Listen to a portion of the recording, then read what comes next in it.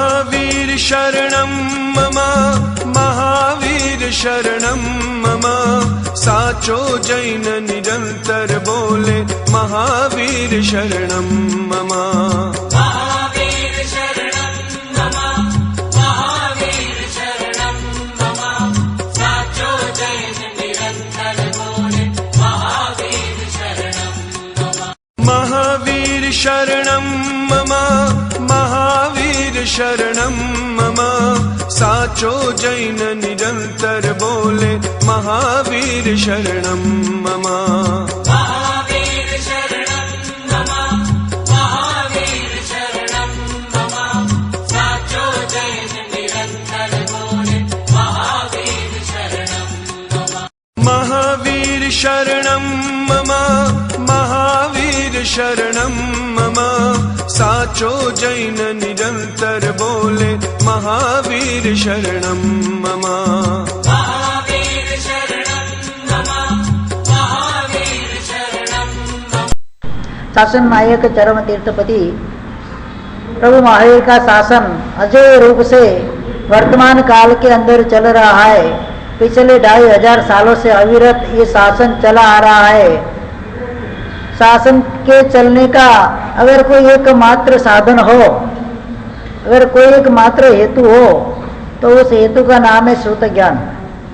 श्रुत ज्ञान के माध्यम से ही शासन की ये परंपरा आगे से आगे चली जा रही है और अभी भी 18,500 साल तक ये परंपरा 5वें आर्य के अंतिम समय तक ये शासन की परंपरा अविरत अखंड अविचल रूप से वो चलती रहेगी।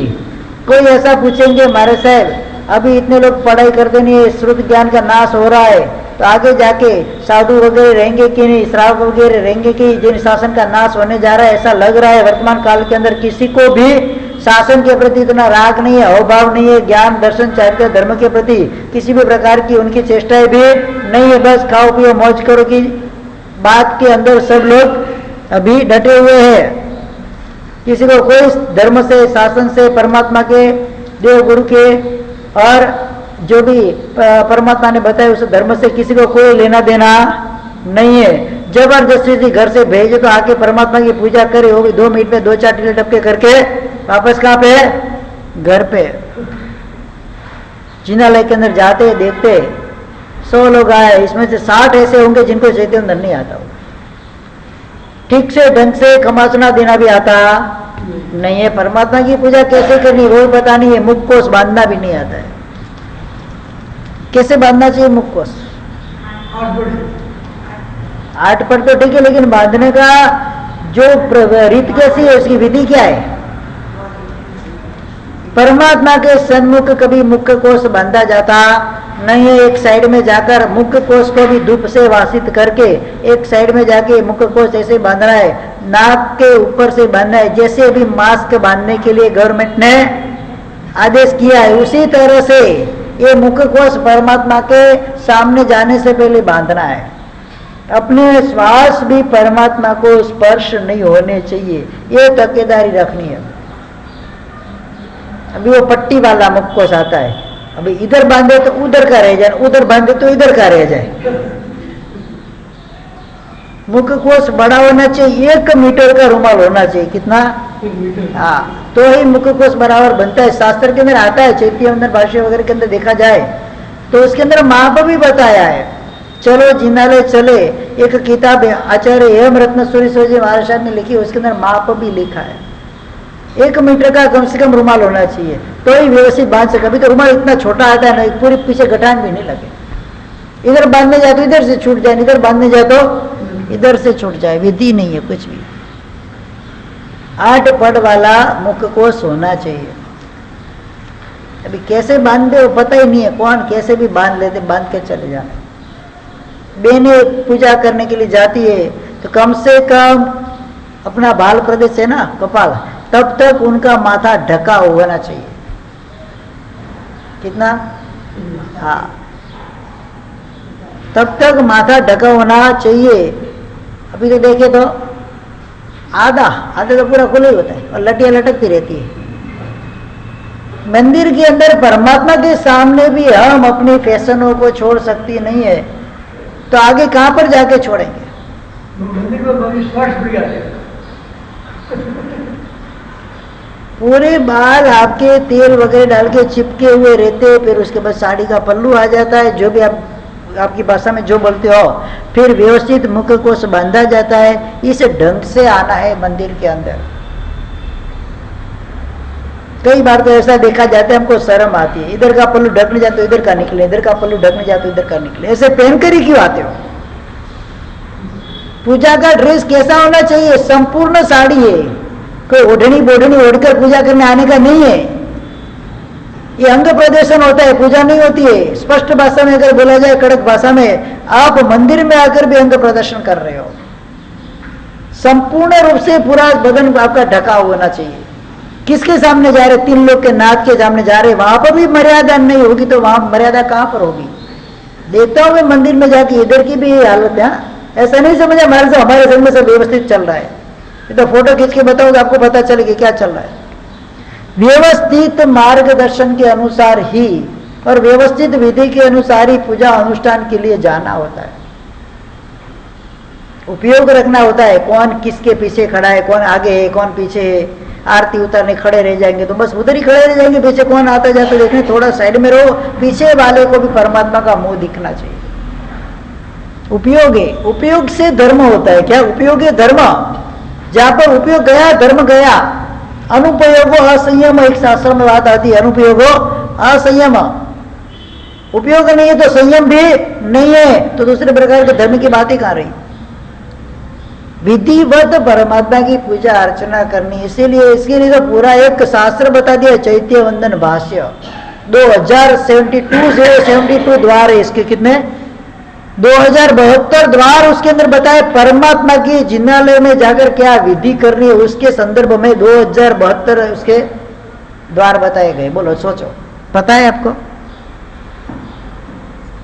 बस रोज के ढंग ढंग ढंग ढंग चालू, अपनी बेधक धड़क।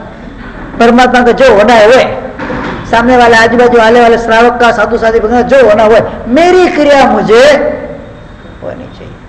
तो रहता है, तो करता है क्या ऐसा? मैं भाव से आपको खींच के मार दूं, चलेगा? भाव से मारा है मैंने, कोई आपको क्रोध कसाई करके नहीं मारा है, आपके ऊपर बहुत भाव आ गया और मैंने मार दिया, चलेगा? अविधि तो अविधि है, भाव से करो तो और ज्यादा लगता है। समझकर जो अविधि करता है ना, उसको ज्यादा कर्म का बंध होता है, और समझ में करता है उसको समझा के विधि करानी चाहिए। एक तो टालने की बात है, भाव से करते हैं, भाव से खा लेना, घर पे जाके खाने की जरूरत नहीं है, पेट भर जाएगा। ऐसे पेट भरता नहीं है। क्रिया तो क्रिया ही है, क्रिया थकी ही भाव के अंदर आ सकते हैं। क्रिया अगर शुद्ध नहीं है तो भाव कहां से शुद्ध होगा? सबसे पहली बात तो वही है। अपनी जो आगमन की गमनागमन की क्रिया जो है वो शुद्ध नहीं है तो मन के अंदर परिणाम शुद्ध कहां से आएगा? कोई व्यक्ति किसी व्यक्ति का एक तलवार का छुरा लेके खून कर रहा है तो उसके अंदर फिर बचाने का भाव आएगा, शुभ भाव आएगा। कत्ल खाने में जाओगे तो उसके अंदर शुभ भाव आएगा, उसको तो छुरा ही चलाना है, वहां शुभ भाव कहां आएगा? अविधि से की हुई क्रिया फल देती नहीं है, उल्टा नुकसान करती है। इसके लिए विधि सीखो। शास्त्र पढ़ने का हेतु यही है, कुछ सीखना है हमको। उपासना के अंदर कैसे जाना है, किस तरह से जाना है, गुरु भगवंतों के पास कैसे जाना है, श्रमण भगवंतों के पास, साध्वी जी भगवंतों के पास बहनों कैसे जाएगी, भाई और साधु भगवंत के पास कैसे आएंगे, ये विधि। जिनालय के अंदर कैसे जाना है, ये विधि है। पुरुष और स्त्री दोनों का सर ढका होना चाहिए जिनालय में जाते समय। क्या क्या होना चाहिए? पुरुष और स्त्री दोनों का शरीर ढका होना चाहिए जिनालय में। सर के ऊपर साफा पगड़ी वगैरह बांधते थे ना पहले, वो क्यों बांधते थे? कोई शौक से बांधते थे? वो आपकी पगड़ी मतलब ये आपकी क्रेडिट है, आपकी इज्जत है।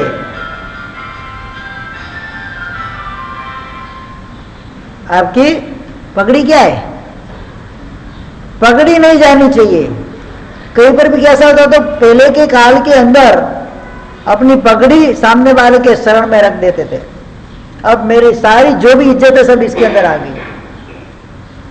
कितना महत्व होता है इसका। तो गई माथे पे ढकना तो किसी को पसंद ही नहीं है। पुरुषों को मुकुट पहन के जाना चाहिए, स्त्रियों को माथे ओढ़कर जाना चाहिए, पगड़ी सापा वगैरह होना चाहिए, सुश्रावक के वेश के अंदर आना चाहिए। पता ही नहीं हमारे सब कैसा वेश होता है सुश्रावक का, ट्रेडिशनल जिसको आपकी भाषा में बोला जाए। क्या? हाँ, ट्रेडिशनल ड्रेस होता है। श्रावक का ड्रेस कैसा होता है? हाँ, ट्रेडिशनल होता है, वेस्टर्न नहीं होता है, ट्रेडिशनल होता है। क्या होता है? हाँ, तो शुद्ध भाव से जब आना है तो शुद्ध क्रिया भी चाहिए, अपना वर्तन भी शुभ चाहिए, तभी जाके शुभ भाव आते हैं। ऐसे शुभ भाव नहीं आते हैं। तो इस प्रकार से अगर विधि विधान सीखे हुए रहते, 4 प्रकार के श्रावक शास्त्र के अंदर बताए गए। कैसे? कितने? कौन से कौन से? हाँ? कौन से 4 प्रकार के श्रावक? कोई ढानी बावशी मन तो 4 प्रकार के श्रावक शास्त्र के अंदर 4 प्रकार के श्रावकों की बात आती है। सबसे पहला श्रावक आईना होता है ना, आईना, आईना के जैसा होता है। आईना क्या होता है? मिरर, कांच, कांच, दर्पण, मोडू भाड़वारो कांच, शुद्ध भाषा में केवा जाए तो। हाँ, उसको आईना बोलते हैं हिंदी में, आदर्श भी बोलते हैं, आईना बोलते हैं, मिरर बोलते हैं, इसके अलग अलग नाम जो भी है, अरीसा भी बोलते हैं। पहला श्रावक आईना के समान होता है। गुरु भगवंत ने जो भी फरमाया वो सब उसकी अंतर आत्मा में एज इट इज प्रतिबिंबित हो जाता है। क्या हो जाता है?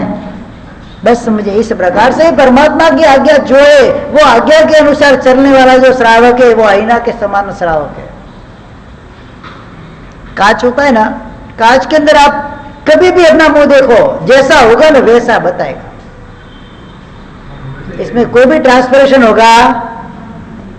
अभी अलग अलग प्रकार के लंबे चौड़े मुंह होने के कहा जाते, लेकिन आपके चेहरे के फर्क तो पड़ने वाले नहीं। जो काला है वो गोरा होने वाला कोई कांच है? काला चेहरा को गोरा करने वाला कोई कांच निकला है आज तक? कोई नहीं मिलेगा आपको कांच। तो आईना ऐसा होता है जो आपके अंदर जैसा स्वरूप आपका है वैसा एज इट इज स्वरूप बताने का काम कौन करता है? आईना करता है। तो अच्छा, परमात्मा ने जो भी आज्ञा फरमाई है वही आज्ञा प्रतिबिंबित होकर उसकी अंतर आत्मा में स्थिर हो जाए और उसी प्रकार से उसका वर्तन हो। सुन तो बहुत लिया, करना क्या? मैं उपदेश तो अच्छी दे सकता हूं, मेरे अंदर वो चीज है कि नहीं वो देखना है सबसे। खाली उपदेश देना प्रधानता नहीं है, उसको आचार्य में लाना वो भी प्रधानता है। आचरण के अनुसार अपना वक्तव्य होना चाहिए। ये बताए, ऐसे श्रावक को बताया आदर्श के समान, यानी कि आईना के समान होते हैं। दूसरे नंबर के अंदर पताका यानी कि ध्वजा के समान, स्थिर मन वाले नहीं होते। सुन तो लेते गुरु भगवान का, जो भी इसने बताया उनका सुन लिया, उसने बताया उनका सुन लिया, फिर कंफ्यूज हो जाते मुझे करना क्या, कैसे करूं। जैसे पताका हवा के द्वारा, हवा के झोंके के द्वारा हिलती रहती है, स्थिर रहती है नहीं। तो दूसरे श्रावक कैसे होते हैं? पताका के समान होते हैं, स्थिर नहीं रहते, हिलते रहते। इसने बताया, उधर चले गए भैरव बाबा ने बताया, भैरव बाबा के पास चले गए। शनि ने बताया तो शनि के पास चले गए। साईं बाबा ने बताया तो साईं बाबा के पास चले गए। किसी ने बताया कि भगवान की जाके भक्ति करो, मुनीश्वर दादा की आराधना करो, तो वहां चले गए। मतलब स्थिरता बिल्कुल नहीं होती उनकी।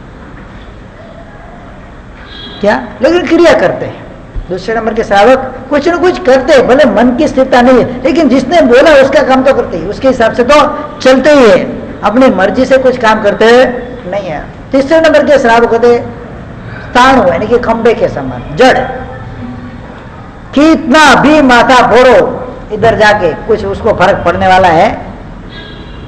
ये खंबा है, खंबे के आगे कितना भी आप धूम जगह या माथा फोड़ो कुछ फर्क पड़ने वाला है उसका? तो बस ऐसे जड़ होते हैं। मन में कोई फर्क पड़े? अरे हमें जड़ हो। हाँ, हम लोग कोई बन के मोने कोई बाजी, मोरे कोई लेवा देवा नहीं है, मुझे इससे कोई फर्क पड़ने वाला नहीं है, क्योंकि मैं कैसा हूं? मजबूत खंबे के जैसा, अंबुजा सीमेंट, कुछ फर्क पड़ने वाला नहीं है। तो तीसरे नंबर के होते हैं स्थाणु, यानी कि खंबे के समान होते हैं। कितना भी उसको समझाओ कोई उसके पल्ले पड़ता, सुनता सब है, लेकिन कुछ भी करना नहीं, खाली के सुन के छोड़ दिया। चौथे नंबर के करंटक के समान होते हैं, जो सुनते हैं उसका विपरीत करते हैं। क्या करते हैं? सुनते उसका विपरीत करते हैं।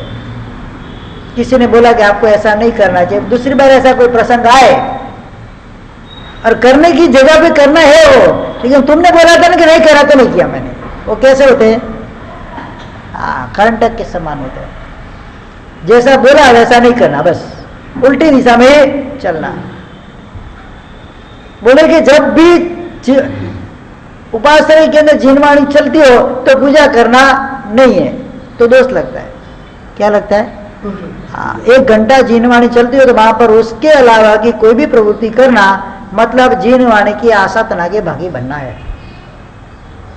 9:30 बजे आपका पूजा करने का टाइम है, 9:30 बजे प्रवचन का टाइम है, तो पहले कहाँ जाना?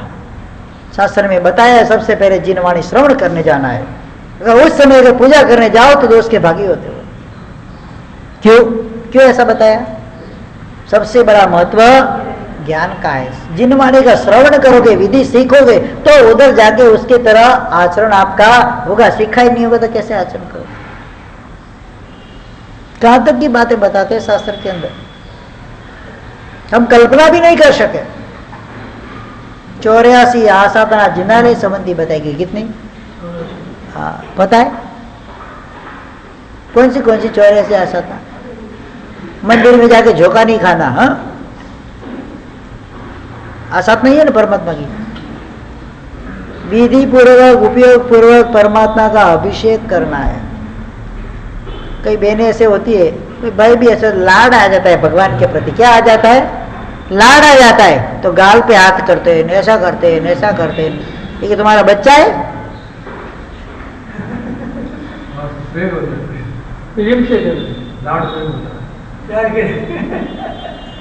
अरे इंसान के प्रति प्रेम रखो ना, भगवान के प्रति प्रेम हो जाएगा ऑटोमेटिक।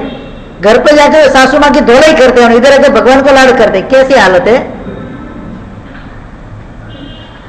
चेष्टा बिल्कुल नहीं होनी चाहिए। परमात्मा को मात्र 9 अंग से स्पर्श करना है, बाकी कहीं पर भी परमात्मा को स्पर्श नहीं करना है। कोई तो परमात्मा की गोद पे जाके माता रख देंगे, हे जय बावसी करेंगे। ये कैसे, ये कौन सी कला है परमात्मा को रिझाने की आपके पास? बिल्कुल परमात्मा को अपने श्वास स्पर्श नहीं होना चाहिए। तो तुम्हारा ये चला पड़ा माता बाल परमात्मा की गोद में पड़ते क्या अच्छा लगता है? आसक्ता नहीं होती परमात्मा की। 9 अंग के ऊपर मात्र 13 तिलक। कितने? 14वां तिलक करना नहीं है भगवान को। हमारा मोमा रून, हमारा काका रून, हमारा छोरा रून, हमारा छोरी रून, ये क्या है? हाँ?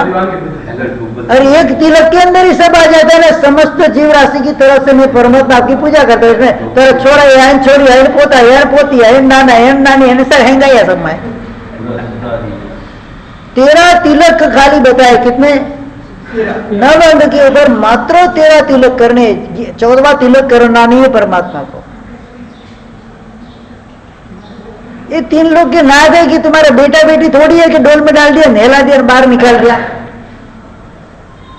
ये परमात्मा की आसाधना है। छोटी छोटी बातों हमको समझ में नहीं आती है। तीर्थ में जाएंगे ना तो उसने भी बोला था उसकी भी पूजा करना, उसने बोला था उसकी भी पूजा करना, तो लगे रहते हैं। 9 अंग के ऊपर 13 तिलक। 9 अंग के ऊपर 13 तिलक होते। 14वां तिलक करना।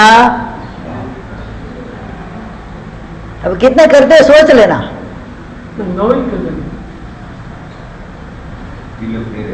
काकारिन, मामारिन, मासारिन, दादारिन, पप, बुआरिन, एंगर से पूजा करनी मारे। उनको तो टाइम नहीं है पूजा करने का, तुम उनकी पूजा कर रहे हो। ये सभी हरकतें, ये सभी चेष्टाएं बाल जीवों की चेष्टा है।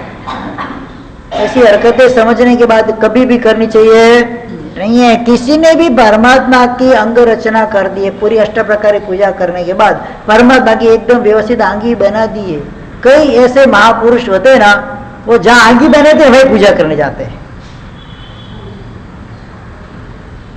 एक बार परमात्मा की अंग रचना हो गई, एक अंगूठा खुला रखते, उधर छोटा सा मात्र तिलक करना है, तो उधर भी 9 अंग की पूजा करते, ठपाठप ठपाठप ठपाठप, ऐसे घाट कर देते ना परमात्मा के कि परमात्मा ही दिखे नहीं आपको।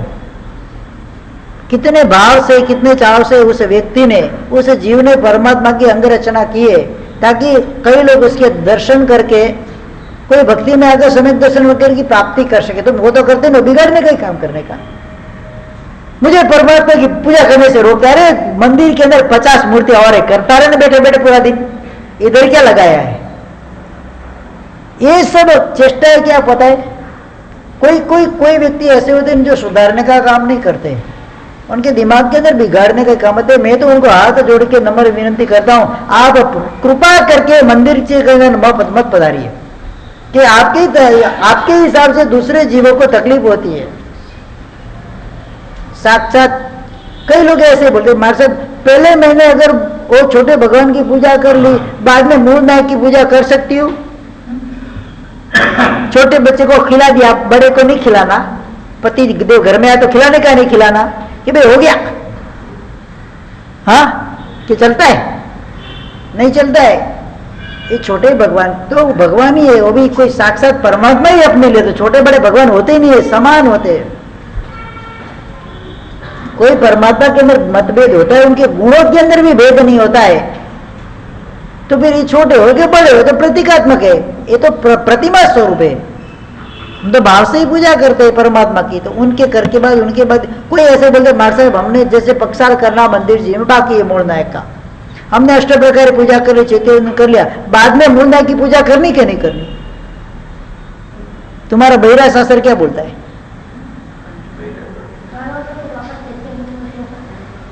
जरूरी है। चैत्य मंदन क्रिया भाव क्रिया है, एक बार हो गई, बार बार करने की आवश्यकता नहीं। और वो क्या एक उपयोगात्मक है कि मैंने मूल नायक की मेरी पूजा बाकी है, तो क्या करना है? चैतन्य भाव क्रिया हो गई, बराबर निश्चय करके आप तो बाहर निकल गए थे, फिर जाके दूसरी जिनालय में जाकर तो क्या करोगे? करोगे कि नहीं करोगे पूजा? एक एक प्रतिमा एक एक जिनालय स्वरूप है। कोई बात आता नहीं है करनी हो तो आराम से अपन कर सकते हैं, लास्ट में छोटा हरियन चैणम चैतन्य करके निकल जाने का, वो भी परमात्मा की भाव स्थापना करके निकल जाओ, बस हो गया काम। इसमें अल्लाह क्यों बचाना? ये सब घटनाएं करनी जैसी नहीं है शास्त्र के अंदर। अपने शास्त्र की बात है, जिनालय की बात जब आएगा तो मैं उसकी पूरी विधि समझाऊंगा आपको, अभी वो समय नहीं है। गुरु बनियो तत्व बिंबी जे अभी तो मणे जस्सा सो आये से समानो सुसायो बनियो समय। गुरुदेव ने जो भी शब्द फरमाया है वो सूत्र या अर्थ उसके अंदर, आत्मा के अंदर इट इज आईने की जो प्रतिबिंब हो जाता है, उसका नाम है सुश्रावक। शास्त्र में इसको सुश्रावक बताया। बिल्कुल एक अक्षर भी आगे पीछे होता नहीं है, शुद्धता से वो शब्दों को ग्रहण करता है, उसके अंदर से आचरण करता है और अपना जीवन यापन करता है। शास्त्र के माध्यम से ये सब चीजें अपने को समझने को मिलेगी। जिन शासन के अंदर गुरुमुख से परंपरा के अनुसार विशेष विशेष ग्रंथों के माध्यम से जो भी पदार्थ बताए गए, उन पदार्थों का डीप और एनलार्ज यानी कि विस्तृत ऐसा जो ज्ञान प्राप्त होता है, तो वो उस ज्ञान से ही इस जिन शासन का प्रारंभ होता है। सम्यक ज्ञान नहीं है तो जिन शासन है ही नहीं, ऐसा समझ लो तो चले। कि ज्ञान के माध्यम से जान पाएंगे कि कौन सी चीज क्या है, किसमें क्या करना है, किस तरह से किसके साथ व्यवहार रखना है, किस शास्त्र को कैसे पढ़ना है, कैसे समझाना है, कैसे उसका मुझे अध्ययन करना है, अपने अंदर समाना है, उसके अनुसार मुझे आचरण करना है, आगे आगे परंपरा के अंदर उस शास्त्र को देना है। जो ज्ञान ही नहीं होगा तो कैसे होगा? जहां पर ज्ञान है वही जिन शासन का प्रारंभ, सम्यक ज्ञान है वही जिन शासन का प्रारंभ होता है। उस तरह से जिन शासन के अंदर आगे बढ़ते जाते, अपना ये ग्रंथ समवाय सूत्र चल रहा है, अभी तक उसकी भूमिका चल रही थी। क्या शास्त्र कैसे पढ़ना चाहिए, क्यों पढ़ना चाहिए, उसके लाभ क्या है, सोच समझकर विधि पूर्वक अगर उस शास्त्र का हम अध्ययन करते, ऐसे इन ग्रंथों का, आगम ग्रंथों का आपको अध्ययन करने का अवसर मिलता नहीं है। लेकिन प्रवचन के माध्यम से प्रसादी रूप आप उसको भी पा सकते हैं, उसका भी आस्वाद आप ले सकते हो। लेकिन मन के अंदर एकाग्रता होनी जरूरी है। जो भी महाराज साहब बोल रहे हैं, मुझे शांति से उसको सुनना है, ध्यान से उसको समझना है। फिर जाने के बाद, इधर से जाने के बाद कौन सा पदार्थ महाराज साहब ने बोला था, उस पदार्थ का अर्थ उन्होंने कैसा बोला था, उस पदार्थ को मन के अंदर रखकर उसका भी पीछे जाके उसका आगे, जैसे जैसे अपन बाहर जाते तो उसका अर्थ घटन भी मन के अंदर चलना चाहिए। वाचना, पूछना, परावर्तना, अनुप्रेक्षा, धर्म कथा, 5 प्रकार के स्वाध्याय बताए। कितने? सबसे पहले वाचना, मतलब सुनना है, आपको पढ़ रहे हैं, इसमें कुछ बातें समझ में नहीं आती है तो पूछना है। पूछो कि महाराज साहब ऐसा क्या है, कल शनिवार है, पत्र पेटी में एक भी चिट्ठी आई नहीं, सब पंडित है यहाँ पर, किसी को किसी प्रकार का कोई डाउट नहीं है। अच्छा है, सब इधर आ जाएंगे चौमासे के बाद, किसी को किसी प्रकार का कोई डाउट नहीं है। पत्र पेटी रखिए, शनिवार को अगर कोई चिट्ठी नहीं आएगी तो शनिवार को अपना ये विषय कायम कंटिन्यू रहेगा। लेकिन समझने के लिए जो भी मन के अंदर प्रश्न उठते तो आप डालो उसके अंदर, पता चलेगा कि मुझे किस तरह से उसका समाधान करना है। और एक जीव के लिए नहीं, अनेक जीवों का उपकार होगा इससे। कोई भी प्रश्न होते हैं अपने को डाल सकते हैं अंदर, बस ऐसे प्रश्न डालने जिससे विवाद खड़ा नहीं हुए बस। तो प्रश्न पेटी का अपना आयोजन है, इधर रखी भी है, कहाँ गई पता नहीं, ये रखी। तो इस शास्त्र के अंदर क्या क्या पदार्थ आएंगे, समूह आएंगे। समवाय मतलब समूह, मैंने बताया था ना, अनेक पदार्थों का समूह जिसके अंदर भरा पड़ा है। तो किस माध्यम से उसको बताएंगे, स्थानों के माध्यम से। इसके अंदर रहे हुए जिन शासन के अंदर जितने भी पदार्थ है, उन पदार्थों को आगे आगे, जैसे आचारंग, सुवेडंग, ठाणंग सूत्र, स्थानंग सूत्र, उसमें जितने स्थान थे वो स्थान बाकी रह गए, तो उसके स्थान किसमें आए भी, समवायंग सूत्र के अंदर आते। तो कौन से स्थान के अंदर क्या क्या पदार्थ आता है, किस प्रकार से उस पदार्थ का विवेचन गुरु भगवंतों ने टीकाकों के वगैरह के माध्यम से किया हुआ है, उसको हमको समझना है। कौन से पदार्थ आ जाए, जिन शासन के अंदर ऐसा एक भी चीज नहीं है जो जिन शासन के अंदर नहीं हो। विश्व के अंदर ऐसी एक भी चीज नहीं है जो जिन शासन के अंदर नहीं हो, एक भी शब्द नहीं है जो जिन शासन के अंदर नहीं हो, एक भी भाषा ऐसी नहीं है जो जिन शासन के अंदर नहीं हो। श्रुत कितने प्रकार, अक्षर श्रुत, अनक्षर श्रुत, कितने प्रकार के बताए, वो तो पढ़े तो पता चले। श्रुत ज्ञान के बारे में नव तत्व के अंदर भी बात आती है, कर्म ग्रंथ के अंदर भी बात आती है। श्रुत कितने प्रकार के, 16 प्रकार के। खमासना देते ना, 51 ज्ञान की खमासना देते हैं। श्रुत के कितने खमासने होते हैं पता ही नहीं, 20 खमासने श्रुत के। तो 20 प्रकार का श्रुत ज्ञान बताए। उसमें एक अक्षर श्रुत है, एक अनक्षर श्रुत है। अनक्षर श्रुत मतलब जिसके अंदर शब्द नहीं होते, अक्षर नहीं होते। जैसे गाय बोलती है, पशु पक्षी बोलते हैं, हम भी खांसते हैं, ताली बजाते हैं, ये सब क्या है, अनक्षर श्रुत है। वो अनक्षर श्रुत की बात भी जिन शासन के अंदर दृष्टिवाद नाम के 12वें अंग के अंदर उसकी भी बात आ जाएगी। पहले एक भी पदार्थ मिस होता नहीं है। जो दुनिया में जितने भी पदार्थ है, जड़ या चेतन, सब पदार्थों का विस्तृत वर्णन किसके अंदर आएगा, जिन शासन के अंदर आपको मिल जाएगा। तो यहाँ पर भी इस शास्त्र के अंदर जो कि अनेक पदार्थों का समूह स्वरूप इस शास्त्र की रचना हुई है, गंधर्व भगवंतों ने, सुधर्मा स्वामी आदि वगैरह ने जिसकी रचना की है, तो उसके अंदर क्या क्या कौन सी चीजों का उन्होंने समावेश किया है, उन सब पदार्थों का गूढ़ रहस्य अगर पाना है तो इस शास्त्र को, जब तक भी यहाँ पर मैं हूँ चौमासे में, यही ग्रंथ अपना चलेगा। क्योंकि 5 साल लगती है इसको ग्रंथ पूरा करने में। कितने, हाँ, इधर होगा तो कितना होगा, कम से कम 15-20% ही होगा, ज्यादा होने वाला नहीं है। ऐसे भी आज कितने दिन हो गए चालू किए, कब से चालू किया ये ग्रंथ पता है? ये ग्रंथ कब से चालू हुआ वो भी भूल गई।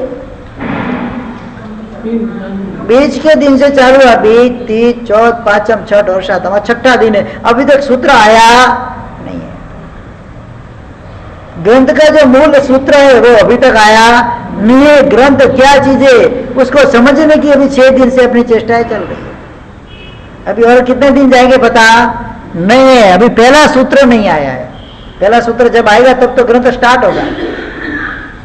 तो यहाँ पर क्या क्या चीजें बताइए इन पदार्थों का। एक तो 1 2 3 4 5 6 इत्यादि संख्या के अंदर उसका विभाजन किया हुआ है।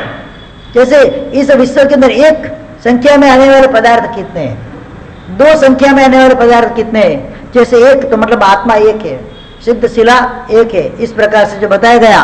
तो एक में आने वाली संख्या के पदार्थ बताएंगे। 2 में 2 की चीज में 2 राग और द्वेष वगैरह जो 2 है, 2 बंधन, राग और द्वेष का बंधन। तो 3 में तो 3 में 3 चीज आएगी, ज्ञान दर्शन चारित्र, तो 3 पदार्थ है। देव गौरव धर्म वो 3 पदार्थ है, वो 3 में आएगा। इस प्रकार से संख्या है, छब्बीस कोटा कोटि तक की संख्या इसके अंदर बताएगी। कोटा कोटि की संख्या में क्या आएगा, ये सब बातें इसके अंदर आती रहेगी। और उसको हमको समझना है आगे जाके। इन रहस्यों से भरी हुई इस ग्रंथ के अंदर कोई भी आगम सूत्र होता है ना, वो ऐसे ऐसे खुल सकता नहीं, उसकी चाबियां होती है खोलने की। कल मैंने बताया अनुयुक्त द्वार। ऐसे ऐसे ग्रंथ को पढ़ते जाओ द्रव्य क्षेत्र काल भाव से। 4 प्रकार के अनुयोग के द्वारा, द्रव्यानुयोग, क्षेत्रानुयोग, कालानुयोग, भावानुयोग, इस प्रकार से चरण करना अनुयोग, गणित अनुयोग, ये प्रकार के अनुयोग होते। उनके द्वारा ये शास्त्र चलते रहते और उसके माध्यम से शास्त्र की जो तिजोरी, सूत्रों की तिजोरी खुलती है और उसको हमको समझने का अवसर मिलता है। कोई एरा गहरा बैठ जाएगा, कोई पल्ले पड़ने वाला नहीं, अर्थ का अनर्थ कर देगा।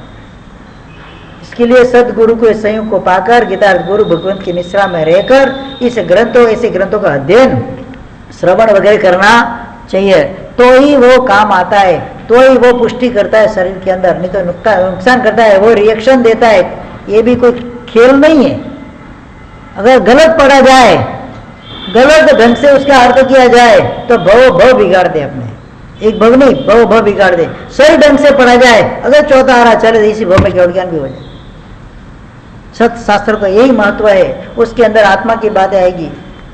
आत्मा क्या चीज, आत्मा द्रव्य क्या है, कसायों की बात आएगी, जीवों का स्वरूप, लोक, पूरे लोकालोक का विचार, देवों का स्वरूप, देव कितने प्रकार के, देवों का आयुष्य कितना है, कैसे कहाँ रहते, उनके आवास कैसे होते, कैसे उत्पन्न होते, कैसे उनका चेवन होता है, पूरे देव का स्वरूप, पूरे नरक का स्वरूप, तिर्यंचों का स्वरूप, कितने प्रकार के तिर्यंच बताए गए, कितने प्रकार के मनुष्य है, मनुष्य कितने प्रकार के पता है, कितने प्रकार के,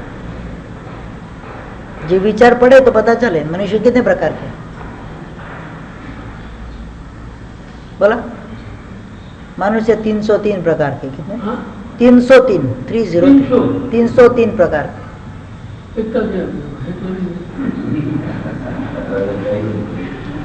3 और 3 टाइप ऑफ मनुष्य, 303 प्रकार के। देव कितने प्रकार के, 198 198 प्रकार के, कितने। हाँ, ऐसे वनस्पति, पृथ्वी का, आपका, देव का, वायु का, वनस्पति का, नरक वगैरह मिलके टोटल 563 प्रकार के, 563 प्रकार के जीवों के भेद बताए। कितने, कितने जी कोई पता नहीं है। मैं 563 की कण भाई ठानी है ते बोलो मैं हवड़ो बस क्यों सक भाई 563 पहला ही प्रकरण जीव विचार प्रकरण अगर पढ़ा जाए तो पता चले कि जीव के 563 प्रकार किस प्रकार से है। आगे आगे बताऊंगा जब उसका प्रसंग आएगा तो। 303 भेद मनुष्य के बताए गए। इसके अंदर समुचिम गर्भज मनुष्य वगैरह रहते, अंतर्द्वीप के मनुष्य रहते। इस प्रकार से 101 101 101 करके 303 भेद उसके बताए गए हैं। 15 कर्म भूमि, 15 अकर्म भूमि, कितना हुआ 30 अकर्म भूमि, 15 अकर्म, 45 वो हुए, 56 अंतर्द्वीप, कितने हुए 101 101 पर्याप्त गर्भज अपर्याप्त गर्भज 202 और 101 होते हैं समूर्चिम। समूर्चिम मनुष्य 101 प्रकार है, कितने हुए 303 हो गए। इस शॉर्ट में आपको बताया, उसका विस्तार बाद में देखेंगे अब। तो इस प्रकार से ऐसे ऐसे शास्त्रों का गहन अर्थ समझना है, वो ऐसे शास्त्रों में आपको मिलेगा। उसमें से उद्धृत होकर प्रकरण ग्रंथ वगैरह बनते हैं। ऐसे ऐसे बनते नहीं है। नक्षत्र कितने, सूर्य चंद्र ग्रह नक्षत्र वगैरह कैसे भ्रमण करते, कितने मांडले करते, कितने दिन में सूर्य कितना अंतर काटता है, कहाँ कहाँ घूमते, नक्षत्र कैसे घूमते, कौन फास्ट घूमता है, कौन स्लो जाता है, कौन सा ग्रह कब नड़ता है, वो भी आ जाएगा अंदर। ग्रह हमको नड़ते नहीं, हम ही जाके ग्रह को नड़ते हैं। ग्रह कभी हमको नड़ता नहीं है। तो इन्हें सभी पदार्थों का विस्तृत ज्ञान, कौन से कितने पर्वत है, कितने क्षेत्र है, कितने द्वीप समुद्र है, 14 राजलोक के अंदर तिरसलोक कैसा है, देवलोक कैसा है, सिद्धशिला कैसी है, कहाँ पर आई हुई है, नरक गति के अंदर क्या क्या होते हैं, कौन सी पीड़ा होती है, कितने आयुष्य वाले नरक गति में जीव होते हैं, कितनी ऊंचाई वाले जीव होते हैं, कितने नरकावास है, कितने देवलोक के अंदर देव विमान है। पहले देवलोक में कितने विमान है? हाँ, पहले देवलोक के अंदर कितने देव विमान है? देव विमान, हाँ, करोड़ों फेंका फेंकी नहीं करनी। पहले स्वर्ग 1,32,000 जिनवर चैत्य नमो निसदीस, बीजे 1,28,000 कया, त्रीजे 12,00,000 सदया। पहले देवलोक के अंदर 32 लाख विमान है। कितने? एक एक विमान के अंदर असंख्य असंख्य देव के आवास होते हैं। 32 लाख विमान। दूसरे देवलों के अंदर 28 लाख विमान। इस प्रकार से टोटल 84 लाख विमानों की संख्या है के 12 देवलोक के अंदर। अनुत्तर के अलग, नवग्रह के अलग। ये सब बातें समझनी है। किस आकार का, कौन से आकार के विमान होते हैं। हाँ, दरेक विमान के अंदर जिन प्रतिमा, जिनालय है ना, जिन प्रतिमा जिनालय है, और उसके अंदर 108 प्रतिमा। दरेक के अंदर 108 प्रतिमा, 500 धनुष्य की काया वाली, मतलब 2 धनुष्य से लेकर 500 धनुष्य से काया वाली ऐसी प्रतिमाएं हर जिनालय के अंदर होती है। शाश्वत प्रतिमा बोलते हैं। किसको क्या बोलते हैं? उसको, उसका कभी नाश होता नहीं है। चौमुख जिनालय होता है शाश्वत। 108 प्रतिमा एक एक जिनालय के अंदर।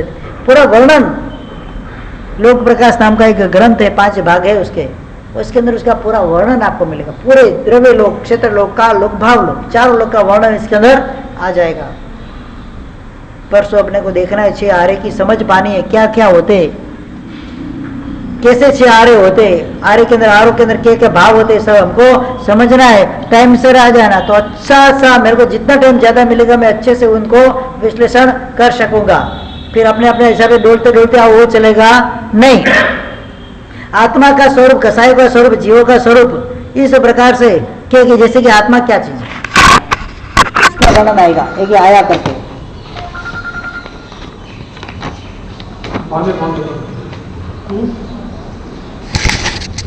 आत्मा क्या चीज है, आत्मा के शरीर के साथ संबंध क्या है। अकेली आत्मा रह सकती है? रह सकती है। अकेला शरीर रह सकता है? रह सकता है। क्यों नहीं रहेगा? जिस शरीर के अंदर से आत्मा चलेगी, शरीर पड़ा है कि नहीं पड़ा है? नष्ट हो जाएगा धीरे धीरे। है कि नहीं, उसकी बात है। ये भी कोई जीव का ही शरीर है ना, ये भी कोई जीव का ही शरीर है। शरीर से ही बना है ना, जीव अंदर नहीं है, अभी खाली शरीर है, जड़ स्वरूप है। अकेला शरीर भी रह सकता है, अकेला जीव भी, आत्मा भी, अकेली आत्मा भी रह सकती है। रह सकती कि नहीं? नहीं होती। एक भी शरीर के बिना आत्मा रहती कि नहीं रहती? मोक्ष में है कि नहीं? अनंत आत्मा है। तो शरीर और आत्मा के बीच क्या संबंध है? क्यों आत्मा बार बार शरीर को प्राप्त करती है? भवांतर के अंदर किस भव से हम आए हैं, किस भव के अंदर हम जाएंगे, किस भव से आत्मा कहाँ जा सकती है। जैसे कि 7वीं नरक से कोई आत्मा का उद्धार हुआ, मतलब उसका आयुष्य खत्म हुआ, तो मैक्सिमम वो कहाँ तक जाएगी, कौन सी गति में जाएगी? नरक में से नरक में जाएगी, नहीं, बंद हो गया। नरक में से निकल कर देव में जाएगा, नहीं, वो भी बंद हो गया। अब 2 गति रहेगी उसके पास, तीरंच और मनुष्य। तो 7वीं नरक में से निकल कर मनुष्य तो बनेगा नहीं। अब कौन सी गति बाकी रह गई? तीरंच गति। तो 7वीं नरक में से निकल कर किस में जाएगा? तीरंच में जाएगा। परमात्मा मायूर साईं भगवान त्रिपुष्ट वासुदेव का भव करके 7वीं नरक के अंदर गए। उधर से निकल के कहाँ पे आए? हाँ, कौन सी गति में आए? तिरंज में क्या बने? और सिंह मरकर उत्कृष्ट कौन सी नरक तक जा सकता है? तो चौथी नरक तक। भगवान कहाँ गए? चौथी नरक। ये उत्कृष्टता से बताया गया। मछली मगरमच्छ वगैरह मरकर सातवीं नरक तक जा सकते हैं। शेर मरकर मतलब सिंह वगैरह है वो मरकर मैक्सिमम कहाँ तक जा सकते हैं? चौथी नरक। सांप मरकर ऊपर कितने तक जा सकता है? 8वें देवलोक तक। कहाँ तक जा सकता है? मनुष्य कहाँ तक जा सकता है? सिद्ध शिला तक जा सकता है। देव मरकर देव कभी बनता नहीं है, नारकी मरकर नारकी कभी बनता नहीं। उन लोग के लिए मात्र 2 गति है, बाकी मनुष्य और तिरंज के लिए 4 गति खुली है।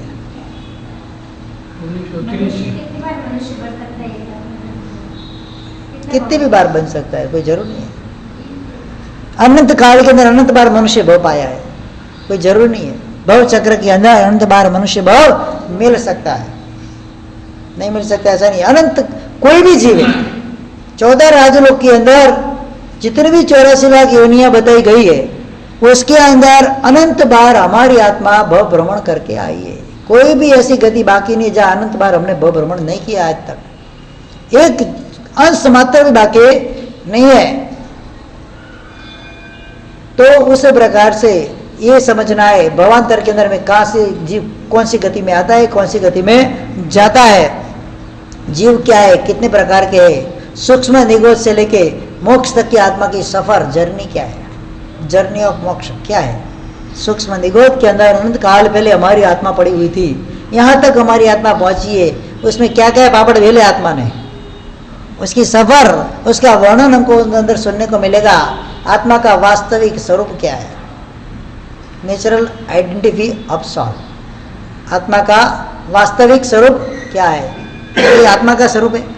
किसी के ऊपर क्रोध करना है, कसाई करना है, किसी को मारना है, किसी को डब्बे में उतारना है, शीशे में उतारना है, आत्मा का स्वरूप नहीं है। किसी का भला इच्छना है, किसी का बुरा इच्छना है, वो भी आत्मा का स्वरूप नहीं है। नेचुरल सरल स्वभाव आत्मा रहता है, स्फटिकमय निर्मल ऐसा आत्मा रहता है। ये आत्मा का स्वरूप का वर्णन हम उसके अंदर देखेंगे। समाधि स्थान कितने, असमाधि स्थान कितने है, परिज्ञान मतलब जानकारी या नॉलेज कैसा है, सूर्य चंद्र ग्रह नक्षत्र का बंद कर दो, फोन बंद कर दो, नहीं तो बचता ही रहेगा। किसका बचता है?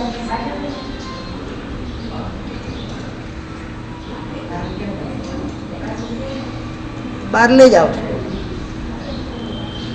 ऐसे अनेक प्रकार के तत्वों की रोचक ऐसी जानकारी इस शास्त्र के माध्यम से हमको पानी है। जैसे आपकी इधर हाजिरी रहेगी ऐसे अलग अलग पदार्थ मेरी मति के अनुसार उन पदार्थों को खोलने का प्रयास करूंगा। हमको यही समझना है, शास्त्र का सद ज्ञान पाना है। काफी लंबे समय के बाद ऐसे शास्त्रों का श्रवण करने का हमको लाभ मिलता है। अभागी जीव ऐसे लाभ प्राप्त कर सकते हैं नहीं है। भाग्यशाली पुण्यशाली जीव होते पूर्व भोगी ज्ञानावणी का अनुभव में ऐसा क्षयक्षम होता है, तब जाकर ये शास्त्र सुनने के लिए हमारी मति होती है और हम यहाँ तक पहुँचते हैं। बाकी 4 महीने के अलावा तो कुछ सुनने का स्वभाव सुनने का है ही नहीं। 4 महीने के अंदर भी हर चौमासे में ऐसे ग्रंथ अपने को सुनने को मिलेंगे, ये भी कुछ जरूरी नहीं है। तो जहाँ जहाँ पर जिस प्रकार से ऐसे ग्रंथों का अनुपान करने का हमको योग मिले, एक भी अवसर छोड़ने जैसा नहीं है। क्योंकि पढ़ तो नहीं सकते, सुन तो सकते, श्रवण तो कर सकते शास्त्रों का, उसका भी मनन चिंतन मंथन करके हमारे जीवन को उजागर करने का हम प्रयत्न कर सकते हैं। शास्त्र को एक उपमा दी गई है, बाइनोक्यूलर की, दूरबीन की उपमा दी गई। कौन सी? शास्त्र क्या है? बाइनोक्यूलर है, दूरबीन है। कैसे? 14 राजलोक के अंदर दूर दूर रहे हुए पदार्थों का भी हमको ये यहाँ शास्त्र के माध्यम से ज्ञान होता है, दिखा सकता है। सिद्ध शिला किसने देखी? देखी आपने? अनंत बार देख कर आए हो, गए उधर, लेकिन आंख नहीं थी। हमारी आत्मा सिद्ध शिला के ऊपर कितनी बार जाके आई? अनंत बार जाके आई। हाँ बोलो, वही समझने ना वापस क्यों आया? अनंत बार पृथ्वी का स्वरूप में और वायु का स्वरूप के अंदर हम सिद्ध शिला के ऊपर गए। सिद्ध शिला अर्जुन नाम के सफेद सुवर्ण से बनी हुई है, 45 लाख योजन की, वो भी धातु है, सुवर्ण, पृथ्वी का रत्न है। क्या है? तो सिद्ध शिला खुद बनकर भी आया है हमारा जीव, नहीं आया ऐसा नहीं है। लेकिन कैसे गया था? कर्मों के साथ गया था। इसके लिए क्या हुआ? बैक हो गया। कर्मों के बिना गया होता, बिना कर्म को काट कर गया होता, कर्म को खपा कर गया होता तो उधर स्थिर हो जाता। हमारा जीव कर्मों के साथ वहां पर गया तो वहां पर चिपका नहीं और सीधा वापस बैक टू पेविलियन हो गया। ऐसा कोई स्थान नहीं जहां पर हमारा जीव ने अनंत बार परिभ्रमण नहीं किया। सिद्ध शिला के ऊपर भी जाकर आए, लोकाग्र को भी स्पर्श करके आया है। जैसे सिद्ध भगवान लोकाग्र को स्पर्श करके रहते ना, वैसे उधर भी टच करके हमारी आत्मा आई है पृथ्वी का स्वरूप के अंदर। मोक्ष में भी जाके आए। हाँ, अनंत बार। मोक्ष में भी। हाँ, પણ જીકન જાણો તો નીકળ નહીં ગયા। હા, મરજી થી ગયા। हाँ, बस कर्मों के साथ गए, कर्मों को साथ लेकर गए, इसके लिए उधर टिके नहीं। उसको छोड़कर इधर गए होते तो आराम से उधर टिक जाते। हाँ, तो वापस आने की जरूरत ही नहीं थी ना। आत्मा क्लीन हो जाती ना, प्योर हो जाती तो उधर आराम से टिक जाते, फिर इधर आने की आवश्यकता नहीं थी। मतलब हर स्थान के ऊपर हमारी आत्मा जाकर आई है। ऐसा कोना भी बाकी नहीं, आंतरे भी बाकी नहीं है कि जहाँ पर 14 राजलोक के अंदर हमारी आत्मा नहीं गई हो। लोक के बाहर नहीं जाता, आलोक में आत्मा कभी जाती नहीं है। आलोक क्या है, लोक क्या है, वो भी समझेंगे हम। कितने आलोक कितना है, लोक कितने है, सब पदार्थ का ज्ञान, विस्तृत नॉलेज लेना है। एक एक बात में बड़े धीरे धीरे चलेगा ये ग्रंथ अपना। लेकिन एक एक जो चैप्टर है, एक एक वस्तु है, उन वस्तु का क्या महत्व है, कितना इंपॉर्टेंस है, उससे क्या लाभ है, क्या नुकसान है, सब एक एक बात हम सोच कर चलेंगे। उसके डीप में जाकर चलेंगे। थोड़ा डीप लगेगा आपको, शायद थोड़ा कोई पदार्थ ऊपर से भी जाए, हो सकता है कि शास्त्र का अध्ययन किया हुआ नहीं है तो कोई पदार्थ ऐसा होता है जैन शासन की परिभाषा का हमको ज्ञान नहीं है, तो कोई शास्त्र ऐसे भी होंगे जो ऊपर से भी जाएंगे, तो कोई टेंशन नहीं है। चाहे नहीं समझ पड़े, प्रश्न लिख कर डाल देना डब्बे के अंदर, तो उसका शनिवार के दिन उसका भी खुलासा कर लेंगे कि क्या चीज है। तो इस प्रकार से शास्त्र को बाइनोक्युलर बताया, दूर की चीजें भी शास्त्र बता देता है। 14 राजलोक के अंदर सिद्धशिला कहाँ पर आई, सातवीं नरकी कहाँ पर है, सातवीं नरकी के अंदर कितने नरकावास है, या तो ब्रह्म देवलोक के अंदर कौन कौन से देव होते हैं, या तो फिर आगे जाके स्वयंभू अमर समुद्र के अंदर कितने प्रकार की मछलियां होती है। ये सब बातें शास्त्र के माध्यम से हमको जानने को मिलती है। इसके लिए उसको क्या बताया है, बाइनोक्युलर बताया है। दूसरे नंबर के अंदर सर्च लाइट है।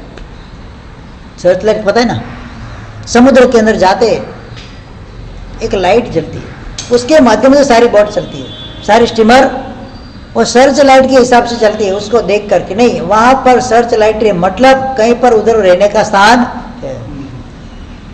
तो शास्त्र भी ऐसा ही सर्च लाइट के जैसा है। संसार के अंदर जो भी इंसान जीव वगैरह भूले पड़े हुए, उनको सही मार्ग दिखाने का काम कौन करता है, ये शास्त्र ही करता है। इसके लिए उसको सर्च लाइट की उपमा दी गई है। तीसरे नंबर के अंदर शास्त्र मिरर के समान, आईने के समान है।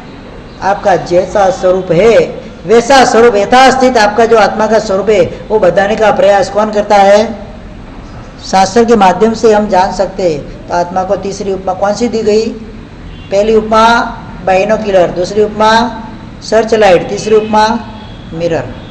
ये आईने की तरह शास्त्र होते हैं, जो भी है वो स्पष्ट समझाते हैं, दालमेल इसके अंदर होते नहीं है। कैमरा होता है ना, कैमरे के अंदर जैसा अपना फेस चाहिए ना ऐसा मिलता है, कांच के अंदर जैसा है वैसा दिखता है, कैमरा के अंदर जैसा चाहिए वैसा दिखता है। दूरबीन के अंदर जितना दूर पास चाहिए इतना दिखता है, वो प्रॉपर रूप नहीं है आत्मा का। आत्मा का प्रॉपर रूप मात्र कौन दिखाएगा, आईना ही दिखाएगा। तो शास्त्र आईने के स्वरूप है, आत्मा के प्रॉपर उसके जो नेचुरल स्वरूप है उसको दिखाने का कार्य करेगा।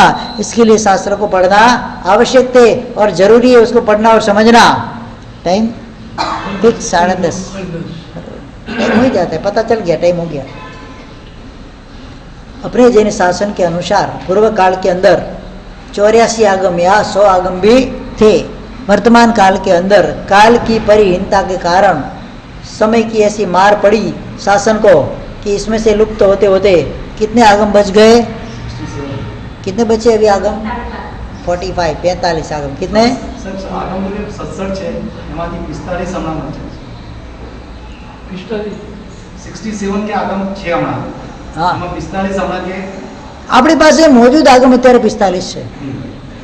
બાકી હમણાં શાસ્ત્રી અહીંયા શાંતિનગરમાં પૂજન થયા હતા 67 આગમના પૂજન થયા હતા. આગમના નામ છે, શાસ્ત્ર નથી. नाम छे, नाम મળશે તમને. पक्की सूत्र अंदर हमें बोलिए ने, पक्की सूत्र के अंदर जब बोलते हैं तो 67 आगम के नाम आते, लेकिन आगम अपने पास है नहीं, नाम से विच्छेद नहीं हुआ है, लेकिन शास्त्र वहाँ पर 45 आगम अपने पास अभी मौजूद है. उसके हिसाब से 11 अंग, 12 उपांग, 11 12 23, 10 पयन्ना, 33 11 उपांग 10 पयन्ना, 6 छेद ग्रंथ. कितने हुए? 39. 4 मूल नंदी सूत्र अणु के द्वारा कितने हुए? 45 आगम अपने पास अभी मौजूद है. इस पर इसमें नाम भी आएगा धीरे धीरे, देखेंगे कितना आते हैं. 45 आगम, 11 अंग सूत्र, 12 उपांग सूत्र, 10 प्रकीर्णक, 6 छेद ग्रंथ, 4 मूल नंदी सूत्र अणु के द्वारा. इस प्रकार से 45 आगम अपने पास मौजूद है. इसमें से 11 अंग सूत्र क्या चीज है, इसका कितना प्रमाण है, कितने श्लोक प्रमाण ये अंग सूत्र है, 12वां द्वादश अंगी भी कितने प्रमाण है, उसका विवेचन हम कल सुनेंगे. आज इतना ही है. मदन रेखा चरित्र भी अपने को लेना है. यहाँ पर मणिरथ मदन रेखा के मोह के अंदर फंसा हुआ है, उसके तीव्र राग के अंदर फंसा हुआ, उसके रूप के अंदर मोहित हो चुका है. तो उसको लुभाने के लिए अनेक प्रकार की भेंट वगैरह उसको भेजता है. मदन रेखा भी मेरे वडील ने, मेरे पूज्य ने मुझे भेजा है, तो बच्चों के लिए माँ बाप देते हैं, उसमें कोई बड़ी बात नहीं है. उस हिसाब से उसका स्वीकार करता है. मदन रेखा उसका स्वीकार करे, शुभ भाव है, उसके अंदर कोई मलिन भाव नहीं है. लेकिन वो जो भेज रहा है मणिरथ, उसके अंदर एक प्रकार का तीव्र राग भाव पड़ा हुआ है. कैसे भी करके उस स्त्री को मेरे वश में करना है. ऐसे उसको ऐसा लगा कि मदन रेखा मेरी ये सब चीजें स्वीकार कर रही है, मतलब उसको भी मेरे प्रति थोड़ा बहुत आकर्षण है, मतलब थोड़े बहुत तो राग भाव है.